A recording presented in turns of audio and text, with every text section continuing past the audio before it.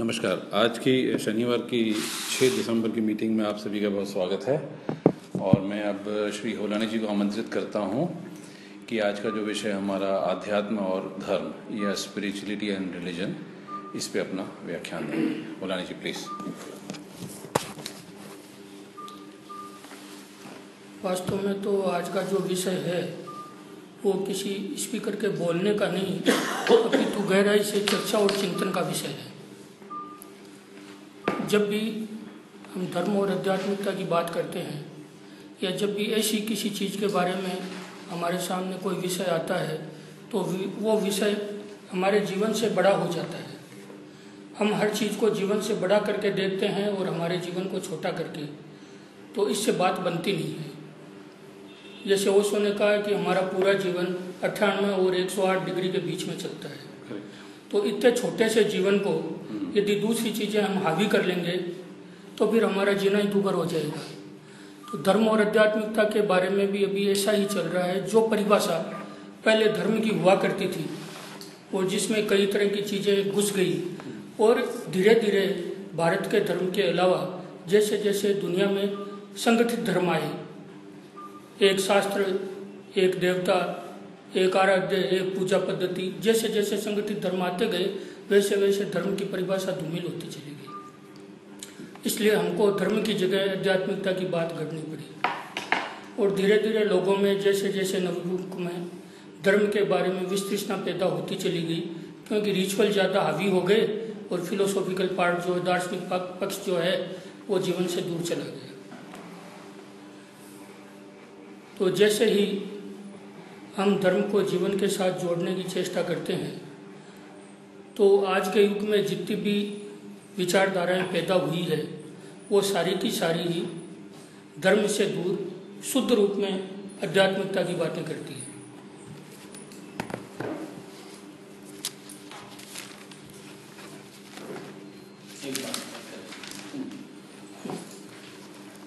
तो जब भी हम आध्यात्मिकता की चर्चा करते हैं तो हमको सबसे पहले तो ये सोचना होगा कि धर्म जीवन से ऊपर नहीं है। ईश्वर, अल्लाह या जो कुछ भी हमने किया है वो भी हमारा ही इजाद है। इसलिए जिस दर्शन से, जिस कार्यक्रम से, जिस व्यवहार से हमारा जीवन सुखी हो सके वो हमारी सबसे ऊपर की चीज़ है और उसे हमें गहराई से चिंतना करनी चाहिए। तो आध्यात्मिकता एक चीज़ हो सकती है यदि वो सत्य है तो। धर्म को हमने फिरका परस्ती में बांट दिया। अब जब भी हम बात करते हैं धर्मों की तो ईसा ने तो ईसाई थे, न मोहम्मद मुसलमान थे, न जितने भी संगठित धर्म हुए हैं उनके जितने भी जो भी प्रचारक और जो भी ये हुए हैं वो सब अपने अपने तरीके से सत्य की खोज करके और वो सत्य को प्राप्त हुए। उनके पीछे सारी शास्त्रीयता और सारी पद्धतियां बन गई। तो हम जब देखते हैं कि कोई भी व्यक्ति सत्य का खोज करता है तो सत्य का रास्ता ऐसा है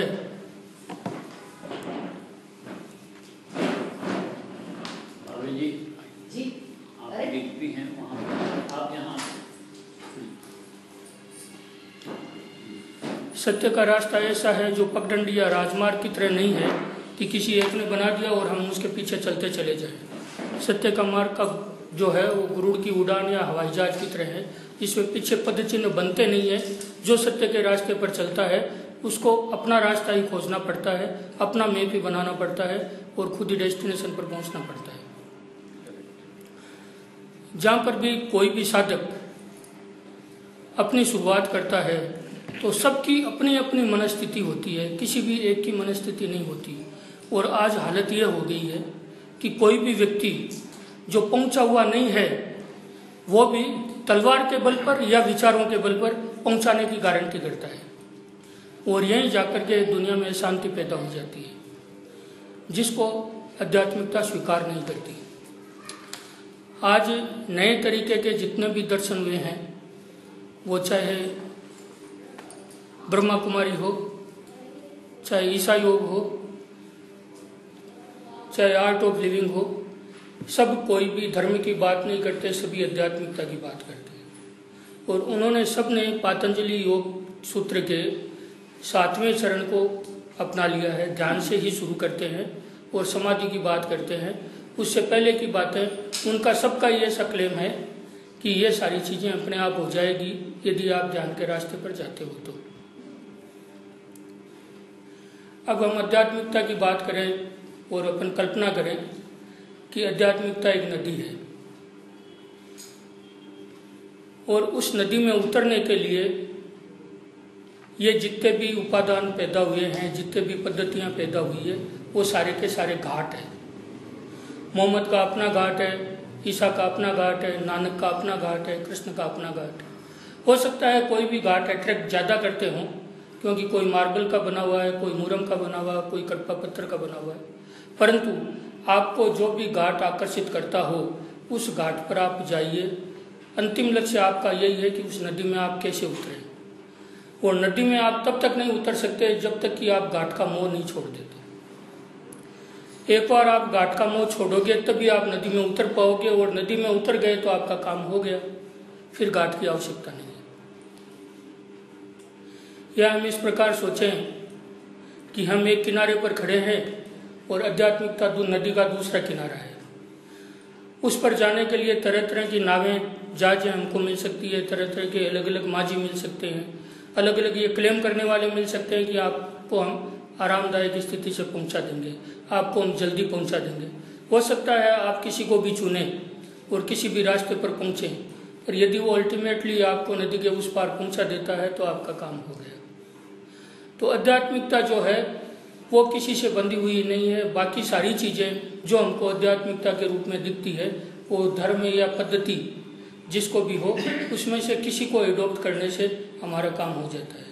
परंतु हम अंधेरे में हैं और ज़्यादातर लोग अंधेरे से ही अंधेरे वाले को बोलते हैं। तो कबीर बोलते हैं कि अंधा अंधे को देखा, साथ ले गया तो दोनों कुएं में गिर गए, दोनों को पड़ंत। तो सवाल है कि हम ऐसे किस माझी को चुने जो हमको आरामदायक स्थिति में उस पर ले जाए।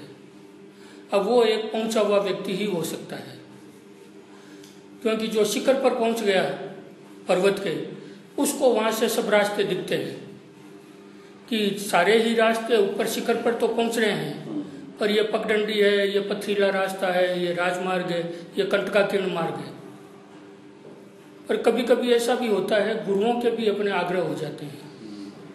वो जिस मार्ग से उस शिखर पर पहुंचते हैं वो चाहते हैं कि मेरे शिष्य जो है उसी मार्ग से ही पहुंचे, और तब उसके पीछे वो संप्रदाय बन जाता है। नहीं तो जो सद्गुरु होता है उसकी ये जिम्मेदारी हो जाती है कि वो ऊपर से खड़ा होकर के देख रहा है कि जिस रास्ते से मैं पहुंचा उस रास्ते के अलावा दूसरा सरल रास्ता भी है। तो कम से कम मेरे शिष्यों को अब तो मैं बताऊं कि नहीं बेटा, तू इधर से नहीं उधर से आ जा, तू जल्दी पहुंच जाएगा। ये आग्रह छोड़ना भी बड़ा मुश्किल हो जाता है। परंतु कुछ एक ऐसे व्यक्ति हुए हैं हमारी परंपरा में जिन्होंने इस आग्रह को भी छोड़ा, और उसमें सबसे मुखर जो हमारे सामने है वो गीता और कृष्ण है। क्योंकि उन्होंने दुनिया की जितने भी पद्धति, जितने भी साधनाएं, जितने भी योग है, वो सारे के सारे हमारे सामने खोल कर रख दिए कि अर्जुन ऐसे नहीं ऐसे, अर्जुन ऐसे नहीं इस रास्ते से जा, इस रास्ते से नहीं इस रास्ते से जा। बाकी बहुत ही कम सदगुरु ऐसे हुए हैं जिन्होंने ये कहा है कि मेरे रास्ते के अलावा दूसरा रास्ता भी सही है और उस रास्ते से तुम आ सकते हो, मैं तुमको गाइड करूँगा। दूसरा हमको इतिहास में जो सबसे मुखर एग्जाम्पल मिलता है वो है ठाकुर रामकृष्ण परमहंस का। वो बोलते हैं कि आप किसी भी रास्ते से आइए, यदि आध्यात्मिकता एक मकान की छत है तो आप चाहे मार्बल की सीढ़ियों से आइए, चाहे ग्रेनाइट की सीढ़ियों से आइए, चाहे स्वीपर वाली लोहे की सीढ़ियों से आ जाइए, और चाहे रस्सा पकड़ के ही आ जाइए। आप यदि छत पर पहुंच गए तो आप पहुंच गए, आपका काम समाप्त हो गया। अब आप दूसरे को गाइड कर सकते हैं कि कैसे पहुंचो। तो जहाँ तक आध्यात्मिकता का सवाल है, हमको आध्यात्मिकता अपनाने के लिए सब आग्रह छोड़ने होंगे, तभी हम सही अर्थों में आध्यात्मिक हो सकते हैं। और हमने कर्मकांड के, रिचुअल के, तरह तरह के जो साधन एडॉप्ट कर रखे हैं, और उस मामले में मैं देखता हूँ कि हम सब भी बराबर है। एक प्राइमरी स्कूल का पढ़ा हुआ विद्यार्थी भी बराबर है और एक इंजीनियरिंग किया हुआ, डॉक्टर किया हुआ भी बराबर है। क्या मालूम हमारे में संस्कार ऐसे पैदा हो गए हैं कि हम धर्म के मामले में जो कुछ भी जन्म से हमको परिपाटी से मिला है उसके आगे हम जाने की चेष्टा ही नहीं करते हैं। जबकि हम यदि बीमार हो जाते हैं, हमारे बुखार हो जाती है, तो सबसे पहले हम होम्योपैथी को ट्राई करते हैं। उससे यदि ठीक नहीं होती तो वैद्य और यूनानी के पास जाते हैं। उससे भी ठीक नहीं होता तो हम एलोपैथी के पास जाते हैं। हमारा सिर्फ पर्पज यह रहता है कि हमारा स्वास्थ्य कैसे ठीक हो। क्या हम ऐसी चीज़ धर्म के मामले में, अध्यात्म के मामले में नहीं अपना सकते? धर्म को एक विषय नहीं बना सकते? सिवाय धर्म और आध्यात्मिकता के हमने सब चीज़ों को विषय बना रखा है। साइंस में जिसने भी जो अधिकार किए, आविष्कार किए, वो हम जोड़ते चले जा रहे हैं, उनको पढ़ते चले जा रहे हैं, और जो अंतिम आविष्कार है हम उसको आविष्कार मान करके और उसको एडोप्ट करते चले जा रहे हैं। परंतु धर्म के मामले में हम ऐसा कभी भी नहीं कर सकते। जो हमारे पूर्वजों ने घंटी हिलाने का या आरती करने का सिस्टम बनाया, उससे हमको अभी तक, हम 50 साल के, 60 साल के, 70 साल के हो गए, यदि कुछ भी नहीं मिला तो हमारे दिमाग में कभी भी उसको छोड़ने की और दूसरी पद्धति को अपनाने की या उसमें सर्च और खोज करने की कभी भी दिमाग में नहीं है। तो मेरी समझ में नहीं आता कि क्यों हम जीवन को चूक रहे हैं। ये जीवन को इतना आसान तो है नहीं कि हम एक बार चूक गए तो हमको मिलेगा। परंतु यहाँ पर जाकर के हमारी जिज्ञासु प्रवृत्ति क्यों मारी जाती है, ये मेरी समझ में आज तक नहीं आई। और बार बार में मन कचोटता है कि जहाँ भी कुछ ऐसी चर्चा हो वहाँ वास्तव में अध्यात्म की चर्चा हो, कि जहाँ पर धर्म की सारी सीमाएं समाप्त हो जाती है, वास्तविक अध्यात्म वहाँ से शुरू होता है। और वहाँ से यदि अध्यात्मिक शुरू होगा वास्तव में, तो फिर धर्म में के अलावा मानवता एक ही होगी, सिद्धांत एक ही होंगे। हम हर चीज़ को सिंपैथेटिकली देख पाएंगे। और जो बंदा जो बात कर रहा है, आज हम इस्लाम के एकेश्वरवाद की बात कर रहे हैं, वो सबको अट्रैक्ट कर रहा है और हम ये देख रहे हैं, तो हमको ये सोचना चाहिए कि प्रत्येक मनुष्य की जो मानसिक अवस्था है, जो उन्नति है, उसके सोपान अलग अलग है, उसकी अलग अलग कक्षाएं हैं। अभी तक उसको मालूम नहीं है कि भाई निराकार को मैं कैसे प्राप्त करूं। अब कोई जन्मते बच्चे कोई निराकार की बात करके और ऊपर भेज देगा तो उसकी समझ में तो कुछ भी नहीं आएगा, जब तक कि वो सारी शिक्षाएं, सारी समझ उसकी आकार से पैदा हो रही है। तो एक बार उसको तो अपना आकार निर्भर करना पड़ेगा, उसके ऊपर चलना पड़ेगा। उस आकार के पीछे क्या निराकार है, क्या वास्तविक शक्ति है, जहाँ तक वो नहीं जाएगा, उस प्रसव वेदना से, उस साधना से नहीं गुजरेगा, तो वास्तविकता उसको पता नहीं चलेगी। अब चाहे ठोक ठोक करके हम कितना ही बोलो, निराकार के प्रति उसकी आस्था पैदा हो ही नहीं सकती, क्योंकि जिसको देखा नहीं है उसके प्रति आस्था कैसे होगी। तो जैसे जैसे हमको ऐसी पद्धति पैदा करनी पड़ेगी या समझाना पड़ेगा कि धीरे धीरे समझ पैदा हो। समझ पैदा होने के बाद यदि हमको हीरे मिलते हैं तो कंकर अपने आप छूटते चले जाएंगे। उनको हाथ में कौन रखना चाहेगा। तो आध्यात्मिक प्रणाली में हमने सारे आग्रह छोड़ करके, सब कुछ छोड़ करके, जिसको कि कृष्णमूर्ति जी कहते हैं ज्ञात से मुक्ति, फ्रीडम फ्रॉम द नोन। एक बार जो पांडित्य, जो शास्त्रीयता, जो किताबों का ज्ञान, जो टोटली विजडम नहीं है, टोटली कलेक्शन ऑफ इंफॉर्मेशन है, उनको छोड़ करके हम खाली होकर के और ईमानदारी से हम अपने लिए खोज करने की चेष्टा करेंगे, तो वो रास्ता जो मिलेगा वही आध्यात्मिकता हो सकती है। दूसरी कोई आध्यात्मिकता यदि है भी तो हमारे काम आने की नहीं। अब मैं सब प्रबुद्ध जनों को निमंत्रित करता हूँ कि इस चर्चा को आगे बढ़ाने की मेरे मन में बात आ रही है, क्या आस्थाहीनता ज्ञात या अज्ञात चीजों को देखकर इस दौर में बढ़ रही है एक, और बढ़ रही है तो इसके दुष्परिणाम भी या इसके सुपरिणाम भी दोनों किस रूप में उभर रहे हैं। और यदि सत्परिणाम अच्छे परिणाम है तब तो कोई चिंता का विषय नहीं है, पर यदि दुष्परिणाम है तो उसका निदान क्या है। आस्थाहीनता के दौर में दुष्परिणामों का बढ़ना, उसका निदान क्या है। क्या ध्यान, क्या ज्ञान, क्या अनुभूतियाँ, और इसको कौन शेयर करेगा। घर का व्यक्ति भी शेयर करने जब तैयार हो या न हो, हम खुद उसमें कितने तल्लीन हैं, हम खुद मानसिक रूप से कितने उसमें जुड़े हैं, हम जुड़े हैं या नहीं जुड़े, तो हमारी क्या तैयारी होनी चाहिए? वास्तव में क्या है कि आस्था शब्द जो है उसके साथ में मेरे विचार से सबसे पहले आस्थाहीनता अपने को नहीं लगानी चाहिए, क्योंकि जो हमारी शुरुआत की स्थिति, प्रथम स्थिति है, वो किसी भी चीज़ पर हम विश्वास करते हैं तो आस्थाहीनता नहीं, वो अंधश्रद्धा है। हमारी शुरुआत होती है अंधश्रद्धा से, और जैसे जैसे हमको किसी भी चीज़ की समझ आती है और जैसे जैसे हमारा ज्ञान बढ़ता है वो हमको वास्तविक श्रद्धा की तरफ बढ़ता है। अब जहाँ तक आस्था का सवाल है, आज की जीवन पद्धति ऐसी हो गई है कि व्यक्ति को अपने खुद में ही विश्वास नहीं रहा, आस्था नहीं रही।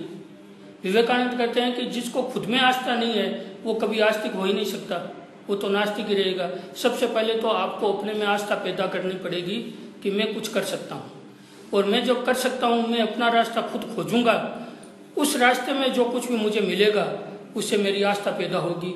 ऊपर से थोपी हुई कोई भी विचारधारा, कोई भी शास्त्रीयता, कुछ भी जो है वो सच्ची आस्था पैदा कर ही नहीं सकती, वो अंधविश्वास ही पैदा करेगी। इसलिए किसी भी चीज़ को मानकर जो चलना है वो अपने मानने से जो होगी वही चीज़ हो सकती है। मैंने एक जगह घटना पढ़ी थी कि ओशो बचपन में अपने नाना जी के पास रहते थे, तो एक बार उन्होंने आग्रह किया, जब नाना सुबह सुबह मंदिर जाते थे तो मैं भी आपके साथ चलता हूँ अंगुली पकड़कर। तो जैसे ही मंदिर के बाहर पहुँचे, मंदिर में घुसने वाले थे, तो नाना ने कहा कि बेटा ये एक ऐसी जगह है जहाँ कोई भी साथ नहीं चल सकता, यहाँ अलग अलग ही जाना पड़ता है, क्योंकि अंदर जाने से दृष्टि अलग अलग ही हो जाती है। यहाँ राजा अलग मांगता है, रंक अलग मांगता है, सबके मांगने की दृष्टि भी अलग है, सबके समझने की दृष्टि अलग है। यह सिर्फ एक ही जगह ऐसी है जहाँ पर कोई भी व्यक्ति साथ जाए उसका कोई मोल नहीं है। दूसरे में यह एक ही जगह ऐसी है जहाँ पर भी हम मनुष्य की विशेषताएं चित्रित करते हैं कि मनुष्य में क्या गुण है, तो मनुष्य की विशेषताओं में एक गुण यह भी है कि मनुष्य मंदिर भी बनाता है, और दुनिया का कोई भी जानवर जो है, कोई भी प्राणी मंदिर नहीं बनाता। क्यों? कि उसकी समझ में आ गया है कि यदि मैं कुछ योग्य हूँ तो उस ऊपर वाले के ग्रेटिट्यूड के लिए, उसको धन्यवाद देने के लिए, मुझे रहने को घर दिया है, मुझे खाने पीने को सब कुछ दिया है, तो मैं भी उसको धन्यवाद देने के लिए उसके लिए मंदिर बनाऊँ। तो आस्था का जहाँ तक सवाल है, आस्था जब तक स्वयं में ज्ञान पैदा नहीं होगा वो आस्था हो ही नहीं सकती। आपका जो प्रश्न था वो क्या था? आस्था हीनता या आस्था सक्रियता जो वर्तमान परिस्थितियों में है, जैसी भी आस्था हीनता है या आस्था है, उसके सदपरिणाम तो आस्था के साथ दिखाई देते हैं, पर आस्थाहीनता के दुष्परिणाम ज़्यादा दिखाई देते हैं। और वो आस्थाहीनता एलिमेंट्री जो गुण है मनुष्य के, उसको खत्म कर रहा है आस्थाहीनता का दौर। उसका कारण एक्चुअली दया, करुणा, ममता, बुराई कहाँ से है उसको हमको समझने की जरूरत है कि जो रिलीजन के पीछे अच्छे उद्देश्य थे, पूरे मानव के कल्याण की भावना नहीं थी, वो उसके विपरीत क्यों हो गए? एक्चुअली का कारण क्या है? धर्म जो है वो सही शब्द है, रिलीजन एग्जैक्ट शब्द नहीं है धर्म का। नहीं, ये तो हिंदी का ट्रांसलेशन धर्म नहीं हो सकता, लेकिन what is religion first, let us decide what is religion. और फिर कृष्ण यदि गीता में ये कहते हैं, इसको कहते हैं रिलीजन। सर्वधर्म परित्यज्य मामेकम शरणम व्रज, तो वो क्या है, व्हाट इज यानी वो की पॉइंट क्या है?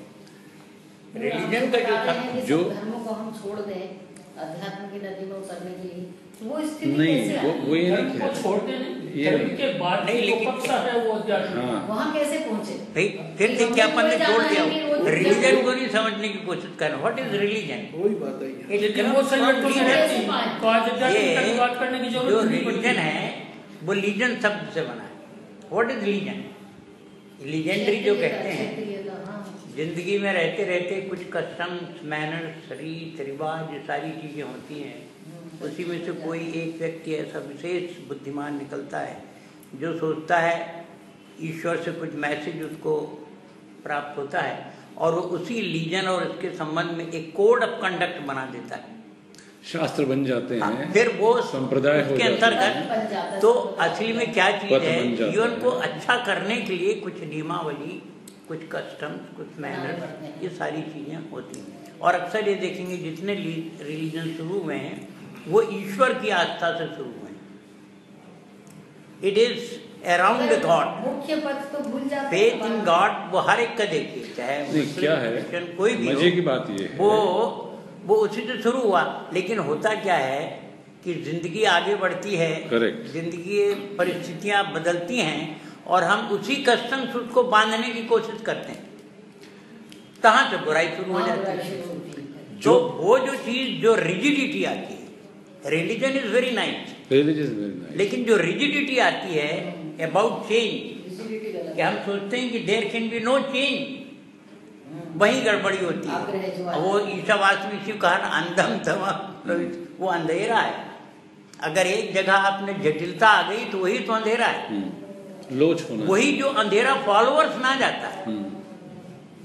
माने जीसस क्राइस्ट नेवर, माने उनकी प्रवृत्ति दूसरी थी, मोहम्मद पैगंबर की प्रवृत्ति दूसरी थी, लेकिन उसके फॉलोअर्स में रिजिडिटी आ जाती है।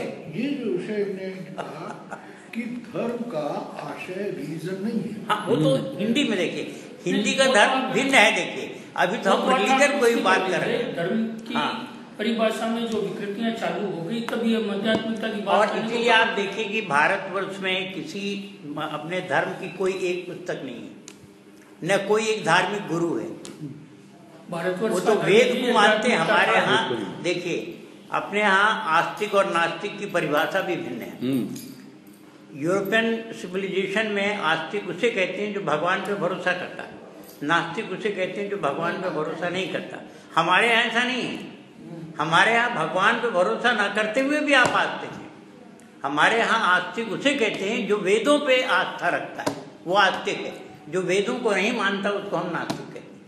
और वेद को प्रत्यक्ष अनुभव साक्षात्कार से जो प्राप्त ज्ञान है उसे वेद में संकलित किया गया। और इसीलिए वेद का रचयिता कोई नहीं। ये डायरेक्ट परसेप्शन है, डायरेक्ट जिसको कहते हैं रियलाइजेशन। एक सत्य को आपने अनुभव किया और उसे लिपिबद्ध कर दिया। अपने आप को हम नहीं मान रहे हैं कि हम उसके कर्ता हैं, हम उसके बनाने वाले हैं, हम उसकी, ये नहीं। वो तो वहीं से हमारे यहाँ डिस्कवर किया। डिस्कवरी का मतलब है वो लॉ ऑफ ग्रेविटेशन एग्जिस्ट हमेशा से है। जिस दिन वैज्ञानिक ने ढूंढ लिया उसी दिन से नहीं है, उसके पहले भी था और बाद में भी रहेगा। अब प्रकट तो हमारे यहाँ डिस्कवरी ऑफ ट्रुथ, तो वो उनके यहाँ वही रिलीजन में गड़बड़ी आती है जहाँ हम ये सोचने लगते हैं कि यही रास्ता ठीक है। It is not invention, it is discovery. It is not invention, it is discovery. Invention तो कुछ है ही नहीं। अच्छा, लेकिन साधारणतः इसी में ऐड करता हूँ। अब ये देखिए, there are two theories about ये जो मानी क्रिएशन ऑफ जो वर्ल्ड है, इसकी दो थ्योरीज हैं। एक का कहना है कि इट इज इवोल्यूशन, और दूसरी थ्योरी कहती है it is the creation. Creation है, there must be a creator. Who is creator? God is the creator. ये थ्योरी हो गई। इवोल्यूशन एक छोटे से यूनिट सेल से धीरे धीरे डेवलप होते होते वो बंदर थे, फिर आदमी हो गए, आदमी से अब देव बनने वाले, फिर जाकर के ये अब what theory do you believe? 3 जनवरी 13 को मुझे ठाकुर साहब ने एक पुस्तक दी थी, अपनी संस्कृति, और मैं अभी उसको पढ़ रहा हूँ। उसके 2 चैप्टर हुए हैं। आज मैंने चैप्टर वाइज पूरी किताब का विश्लेषण किया। उसके अंदर धर्म का निर्माण जो होता है वो हमारे समाज की शुद्धतम स्थिति जिन पॉइंट से होता है, जो धारण करने योग्य है। बिल्कुल। धर्म अपने यहाँ की जो भावना है, जो धारण की कैपेसिटी रखता है, और ये बहुत अच्छे जो लिखा है, धारण करता है। धृ धातु, धृ मतलब धारण करना, धृ धातु से बना हुआ है धर्म। जो धारण करे, माने इंटीग्रेशन एक तरह से उसका नियरेस्ट वर्ड, और जो उसका सबको कहना एक है, सूत्र में बांधे। जो धारण करे, उसका कहना है कि हाँ, क्या दोनों में से क्या धारण करने इसको जो मानते हैं, जो समाज के लोगों को इन स्थितियों को जो मानते हैं, धारण करने योग्य भी वो कह उस सकते हैं। धन का पालन करना ऐसा समझा जाता वही है। धर्म। जी जी प्लीज। हाँ, ऐसा समझा जाता है वो चीज। तो वो चीज होती है। मैं अभी उसी को फेसबुक में कैटर कर रहा हूँ, 2-3 पॉइंट रोज। आज भी मैंने दिया, पढ़ लेना। नहीं, मैं ये ऐड कर रहा था इसमें, आपने भी पूछा था ना कि जो बुद्ध हो जाते हैं लोग, वो उनसे वो पथ निकल पड़ता है, उसके बाद उसको कस्टम्स को हम बहुत रिजिडिटी से पकड़ लेते हैं, वही जो वही हम गलत करते हैं। वहीं जाके मिस्टेक जो हो है जाती है। वो- कभी भी नानक ने ये न कहा कि मेरे बाद किताब को सर पे रख लेना, लेकिन सारे जो हमारे सिख बंधु हैं वो किताब को ढोए चले जा रहे हैं। हाँ, उसको मोर देन योरसेल्फ मान लिया है हमने। हाँ, किसी कोई समय नहीं कहता। नहीं, किसी समय देखे कटार रखना जरूरी था, हाँ। लेकिन अब कटार आगे चले जा। नहीं, कर सकते हो। नहीं, लेकिन एक बात है, आप इसमें जिस चीज को पढ़ोगे उसको गुरु ग्रंथ साहब नहीं बोलते हैं। बिल्कुल। वो बोलते हैं इसमें कि इस गुरु ग्रंथ साहब को religion में- अपवाद करके इसको संचियां बोलते हैं। आप गुरु ग्रंथ साहब को तो पढ़ ही नहीं सकते, उनकी तो पूजा ही करनी है उन्हें। नहीं, तत्व ज्ञान से पूर्ण जो धर्म की परिभाषा इस किताब में वर्णित है, उसमें पूजा आते नहीं बीच। हाँ, नहीं, वो रिलीजन है। अब उस रिलीजन को बांधने के लिए जो पंडित वर्ग है, वो ये सब पूरी उन्होंने चीजें ऐसा कुछ किया कि कर्मकांड का पूरा वितंडा। बिल्कुल बिल्कुल। पाखंड बना। अब अपन सच मानते हैं, अपन गीता पढ़ते हैं। गीता का पहला आप चैप्टर पढ़िए, वहां से आपको कृष्ण में श्रद्धा चालू हो जाती है। अर्जुन सरीखा ज्ञानी, वो कृष्ण से पूछ रहा है बेसिक चीजें, और आखिरी अध्याय पे लीजिए तो उसमें भी यही मिलेगा। और ये पूरी गीता की जो लाइनें हैं वो ईसावास्य में मिलती है। इसके 18 पूरे ध्यान अच्छा, वो तो हाँ। 12वें अध्याय में कहते ही है ना कृष्ण की, तू नहीं, चाहे वो सब- वेद पढ़ ले, चाहे वो तू समझ कुछ कर ले, लीजिए कि चाहे बस शास्त्र वो कर ले, वही हो योग रहा है। कर ले, इसी- कुछ कर ले, नहीं मिलेगा। अब इसमें- समर्पण से ही मिलेगा।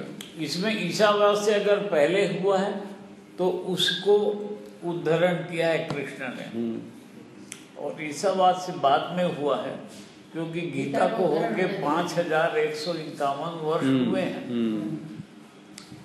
अगर हम इसको सत्य मानते भी हैं तो उस अभी गीता जयंती थी ना? क्या जो पहले है उसी का दूसरे में उदाहरण है। है। अब कृष्ण जी को कोई वजह नहीं है कि कृष्ण जिसका जन्म हुआ उसके पहले से ये बात तथ्य है कि भगवान का ये रूप ऐसा रहता है, तो कृष्ण को भगवान मानने में हिचक हुई। और सीधा सीधा हम अगर कंक्लूजन ड्रा करते हैं कि कृष्ण जी हैं, तो भगवान का प्रादुर्भाव क्या कृष्ण के जन्म से हुआ? जेल में हुआ, नदी से चले वो टोकरी में, और किसी अन्य ने पाला। कितनी विसंगतियां उनके बचपन में हुई। उसी में भक्ति योग का विकास हुआ 8 वर्ष की उम्र तक। देखिए राधा का जो रिलेशन है, वो कोई राधा इसलिए कृष्ण को नहीं पसंद ये करती थी, पर वो भक्ति उनके जो बांसुरी की आवाज में जो आकर्षण है, और पूरा गांव उसमें आता था। वो एक अलग भाषा है जो शब्दों के अलग है। उसमें भी भक्ति के माध्यम से सारी आध्यात्मिक चीजें दी गई हैं। इसलिए मैं तो बहुत स्ट्रांग बिलीफ का हूँ कि संगीत भी आध्यात्मिक पद्धति है। बिल्कुल है ना। और ये चीज मीरा के इसमें भी मिलता है। ये चीज अपने को वो जो अंधे थे उनके इसमें भी मिलता है। कबीर ने उसको बहुत इनडायरेक्टली, सूरदास, और कबीर ने उसको बहुत इनडायरेक्टली तत्व ज्ञान को प्रस्तुत किया अपनी भाषा में। उसमें उदाहरण उसने कृष्ण का भी दिया, को ऐसी बात नहीं है। और तुलसी ने रामचंद्र जी का चरित्र लिया क्योंकि उसके वो समकालीन ज़्यादा थे, लेकिन वो इसी पीरियड के थे, मीरा के पीरियड के थे। इन सब की प्रस्तुतियों से हम ये समझते हैं कि जो भक्ति है तो उसमें एक और शब्द आता है, वो है शब्द प्रसंग, साहित्य। इसलिए साहित्य जिनमें शब्दों के प्रयोग से ये सारी अभिव्यक्तियां होती हैं, जो सारे शुद्ध विचार का चिंतन शब्द में जब समझाया जाता है तो शब्द भी एक भक्ति योग का हिस्सा है, संगीत एक भक्ति योग का हिस्सा है। और ये जो हम भगवान को मानते हैं या नहीं मानते हैं, अभी मान लीजिए कि आप कृष्ण जी को मानते हैं तो भी आपकी मृत्यु होगी, नहीं मानते हो तो भी आपको वहीं पहुंचना है। तो हमारे मानने नहीं मानने से हमारी प्राप्तियां कुछ नहीं होती। उन्होंने जो कहा उसको मानो। यहीं से आप देखिए, एक टॉपिक तो अपन ने छुआ कि व्हाट इज रिलीजन, और ये देख लिया कि बोध से शुरू होता है, जब बोध समाप्त हो जाता है कट्टरता आ जाती है, जटिलता आ जाती है, रिजिडिटी, वहीं से बुराई। Now think about what is अध्यात्म, व्हाट इज स्पिरिचुअलिज्म। आप इससे सोचिए, रिलीजन तो सोच लिया, धर्म जहाँ पैदा होता है उसकी रीत वैसी होती है। नहीं, अब अध्यात्म क्या है ये बताइए। अध्यात्म जो है, मैं बता रहा हूँ आपको, एक इसके ऊपर से एक हमारे लायंस इंटरनेशनल के इंटरनेशनल डायरेक्टर आए थे रायपुर, और उन्होंने सेवा करने के लिए लोगों को बहुत प्रेरित किया। हर सेवा के पीछे अवार्ड का विस्तृत जानकारी दी कि ये सेवा करोगे तो ऐसे ऐसे अवार्ड मिलते हैं। ये उनका भाषण हो गया तो हम लोग पास गवर्नर्स हैं, तो हम लोगों को बाद में पूछे हो आपको कुछ कहना है क्या। मैंने कहा लायंस इंटरनेशनल फंडामेंटली गलत कर रहा है। तुम लोग निष्काम कर्म का सुने होगे, और नहीं सुने गीता पढ़ के आओ फिर बात करेंगे। नहीं बोले इसके ऊपर साइकोलॉजिस्ट ने ये किया वो। मैंने कहा देखिए, ये अपने आप को संतुष्ट कर रहे हैं आप।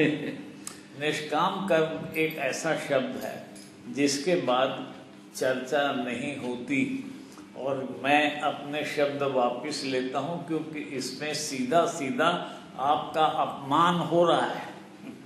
मैंने बिल्कुल यही कहा। और आप किसी को भी निष्काम कर्म का मत बताइए।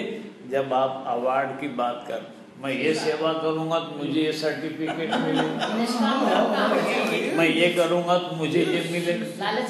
मैं आपको बताता हूँ, मेरे यहाँ तिमल्ले में उस कमरे में हम लोग फालतू चीजें रखे हैं।